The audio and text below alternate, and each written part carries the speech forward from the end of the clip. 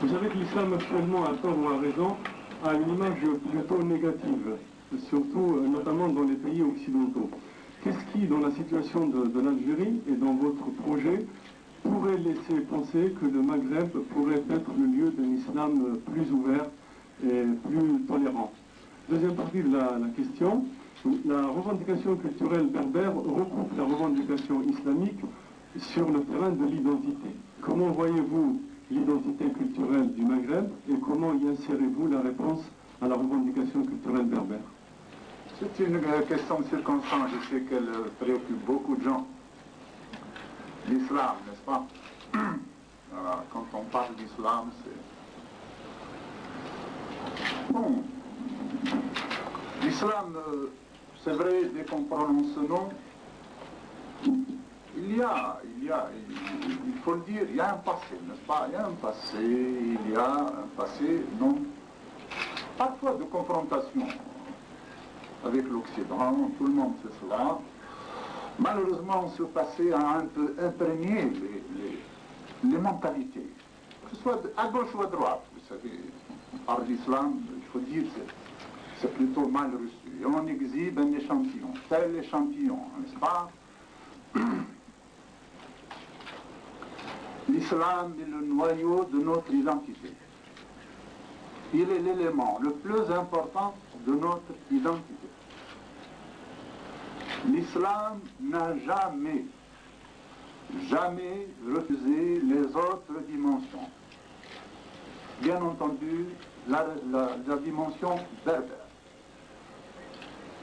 La langue berbère existe depuis avant l'islam et depuis l'islam elle existe, elle est parlée encore.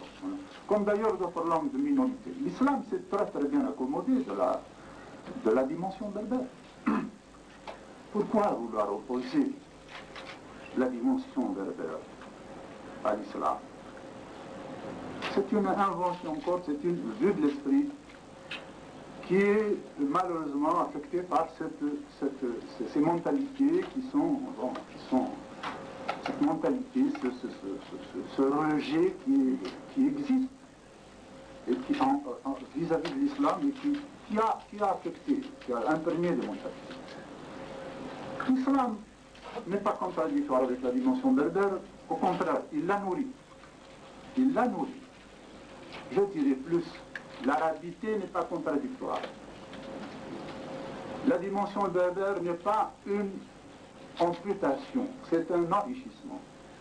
C'est une dimension supplémentaire, c'est un enrichissement. Voilà comment nous concevons. Donc, en Afrique du Nord, nécessairement, la démarche islamique sera différente. Mais je dirais que les problèmes de projet de l'islam, etc., il ne s'agit pas de cela chez nous. Il s'agit d'un programme provisoire. Nous pouvons avoir des démarches différentes plus tard concernant cela. Mais cela, nous le laissons au peuple algérien. C'est lui qui sanctionnera dans un cadre démocratique, dans un cadre pluraliste. Il sanctionnera les choix. C'est ça la démocratie, après tout.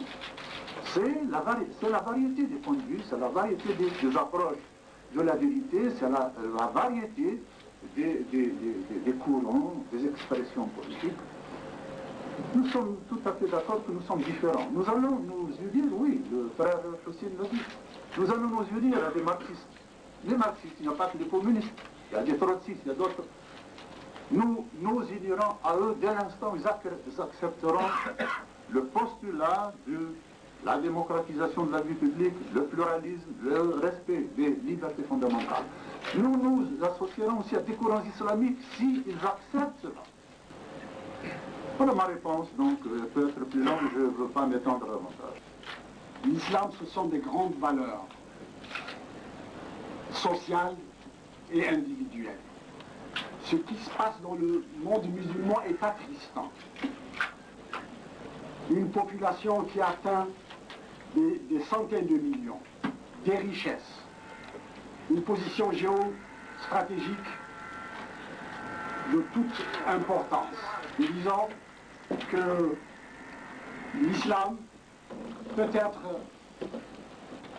une dimension universelle de civilisation. Il peut jouer un immense rôle dans le tiers-monde pour la définition du non-alignement, mais d'un non-alignement fondé sur l'intégralisme des droits de l'homme, l'indissociabilité des droits économiques, des droits politiques, des droits civils. Et notre démarche va à l'encontre des démarches traditionnelles. Voilà un programme minimum qui veut donner une règle du jeu, qui dessine les contours d'un pouvoir politique. Nous pensons que sur cette plateforme, le pluralisme politique, la liberté de conscience, la tolérance, l'ouverture, la modernisation de l'État, l'islam peut être un facteur de paix et de sécurité internationale. Et nous espérons que l'Algérie, qui a eu des résonances très profondes dans le monde musulman, va ressusciter par un exemple, par le retour à l'initiative individuelle, par le réveil des consciences, va être une véritable force de progrès et de fraternité dans le monde.